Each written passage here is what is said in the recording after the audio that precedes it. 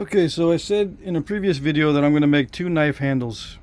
Okay, so you saw me make this one for the most part, except for the sanding and the finishing. And I just now drilled that hole in there because I like doing that. And this is going to be a pattern for me for future knives. Okay, and I took a similar piece of wood, and this is how I would make it if I was using stone tools. Although I used modern tools to make this, this is split. Okay, if I were to use stone tools to make it, the knife handle, I would split it down, and then I can carve these notches and, you know, create these prongs. These are called prongs.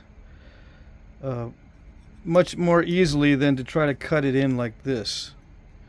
This is easy to do with modern tools because you can cut this with a saw and I can drill that with a drill bit. So this is kind of a modern interpretation. This is, I don't know if they actually made them like this, but it's much easier to make a knife handle with stone tools if you split it and you carve out the notch. All this other carving stuff is easy to do. It just takes time with a stone tool. I cheated and used my sander. You can see the sanding marks still in there. So I'm going to work on this. These areas are for cordage so that it can be joined together. And it doesn't need glue, but if you want to put glue in there, like some pine pitch glue or whatever, it wouldn't hurt. So yeah, I'm just going to do this on video.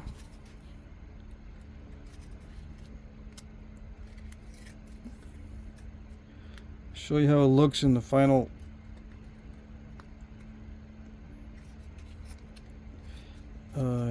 stage.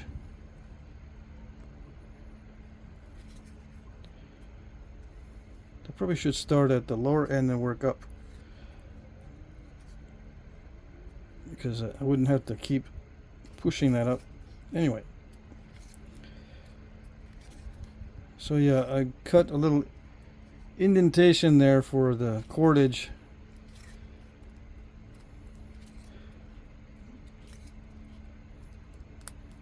I don't really need this much wrapping, but that's the width of my sanding belt. So yeah, I cheated.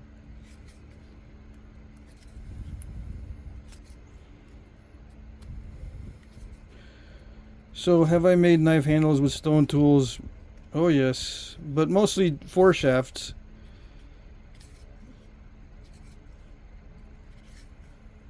I made one or two knife handles with stone tools. And I don't use easy wood. I try to find the hardest wood I can and work it, because if I can work a hard wood with stone, I can work the soft ones too. So I picked the hardest wood to work with that I've got available. And if I can work that, then I know I can work the softer wood. Sometimes the harder woods sand down easier than the softer. Sometimes the softer woods have a lot of resin or sap or something gummy. Like the elm is a little bit gummy if it's not fully dried out. It's got to be fully dry or it can get a little gummy.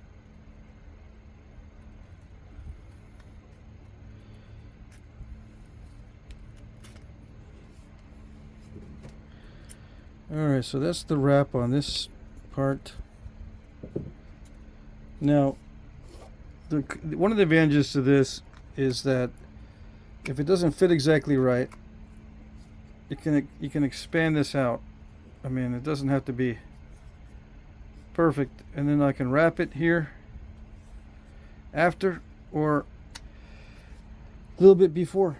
I mean, I can wrap it before too and have it a little bit too small. You know what I'm saying? That way it'll fit nice and snug. We'll see what happens. I won't wrap this too tightly.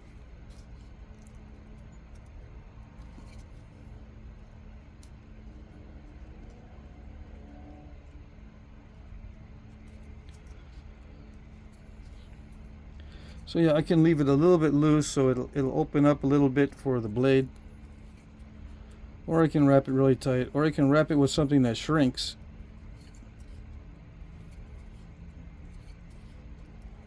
This is just hemp cordage from Walmart.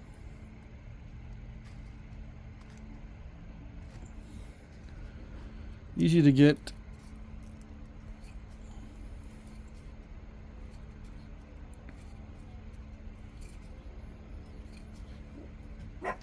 But you can make your own cordage, you know. It's kind of neat to make your own cordage. But this is what I would use the cordage for. If you want to make bowstrings and stuff like that, it gets a little more complicated, and I prefer to use sinew for bowstrings. It gets complicated because the stress is involved in archery.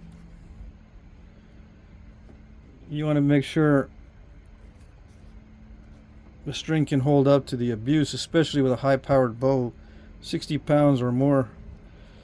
You need a pretty good string to handle the stress, and the better you make the bow, the more stress on the string. So there's that too.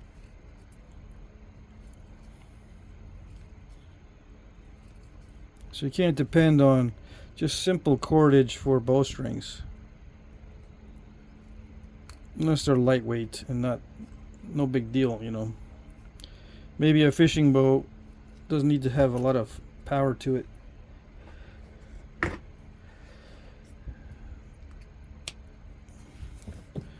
Alright, so there it is, the wrapping. Now when I insert this, it's nice and tight, holds it firmly. Now I've got some string already prepared. I got 4 layers of thread, different colors. What colors? These colors, black, gold, and 2 of the natural colored. Alright, so the way I would wrap this would be with either sinew or plant fiber, but I'm using thread because it's much easier for me to deal with.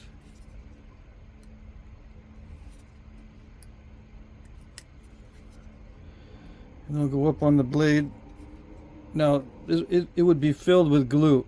All these areas in here would be filled with glue, and up around over the top to make a nice smooth transition and nice smooth appearance. And I do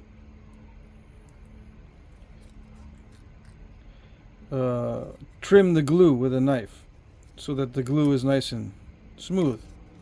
It's not all lumpy.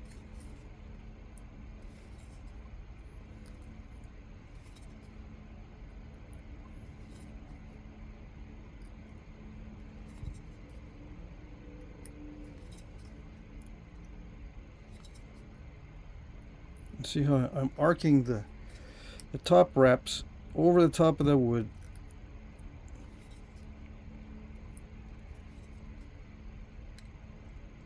So it provides some kind of resistance, a little bit of resistance to impact. Although I'm not going to throw this at anything. It's still nice to be able to feel secure that it's not going anywhere.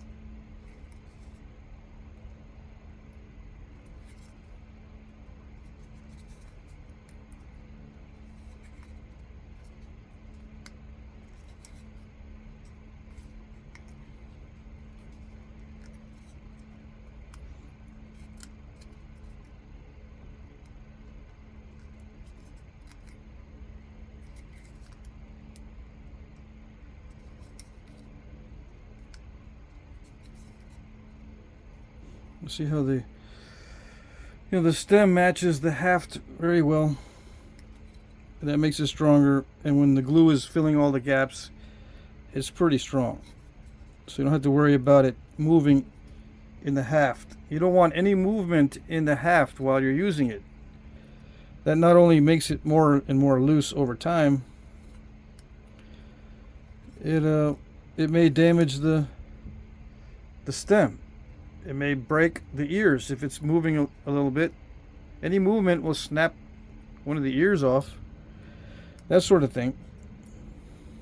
You don't want that to happen.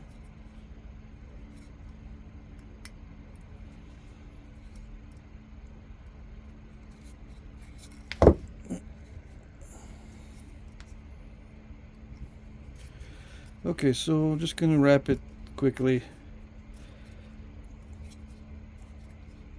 I get impatient and I drop it. This is best done with sinew, but you can use plant fiber, obviously. Sinew will shrink and it'll hold it in place really well. Plant fiber has the advantage that your pets won't get into it. Right? How do I know this? Oh, I know. Is Kevin sneaky enough to make off with my stuff if it's got sinew on it? Oh, yes. He is the sneaky one. He will walk off. He walks off with my Flintknapping tools also because I have a little bit of my scent on them or whatever. Alright, so all these gaps in there are filled with glue. You know, between the wood and the stone and the wrapping. There's a lot of glue in there. Just imagine. Yeah. Use your imagination.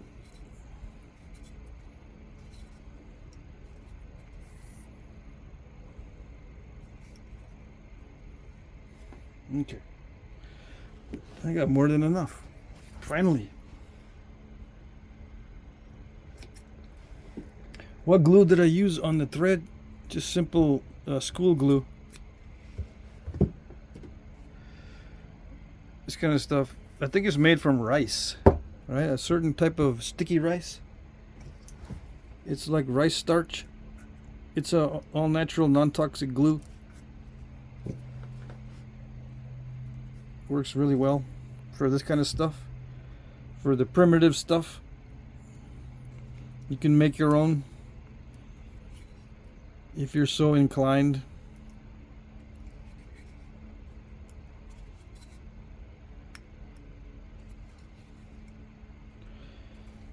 They probably add a little bit of something to make it more sticky, I don't know.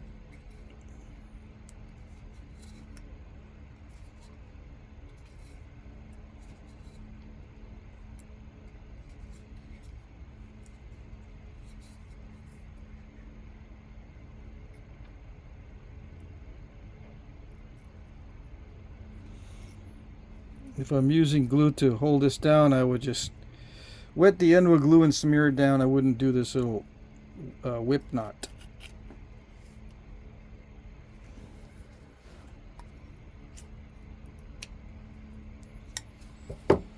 Okay. So you can just imagine glue in there, in those areas and down in here. It's exposed, yeah, the glue is exposed. But a lot of times they would put the glue up over the wrapping as well. So they would take a brush made from a stick and smear the glue over the wrapping, as well as having the glue under the wrapping. But you don't need to necessarily use any glue. You can use just a little bit if you want, but I prefer to use enough to fill all the gaps and not leave any of this wrapping out flying in the air like that. I'd rather have a lot of glue stuck in there so there's no gaps. All the glue fills the gaps. And if you put glue over the wrapping, especially with sinew, it'll prevent the sinew from loosening up, getting wet and loosening up. Because when you're butchering, you'll get it covered with blood and stuff. And if you get it on the sinew starts to loosen up.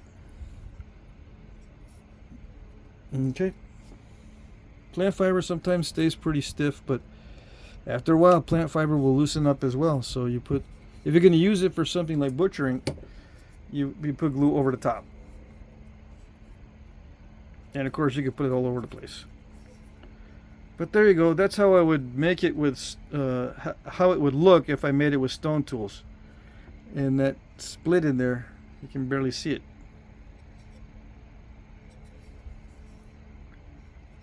Okay. Alright. Let's get a thumbnail and move on to the next video. Okay.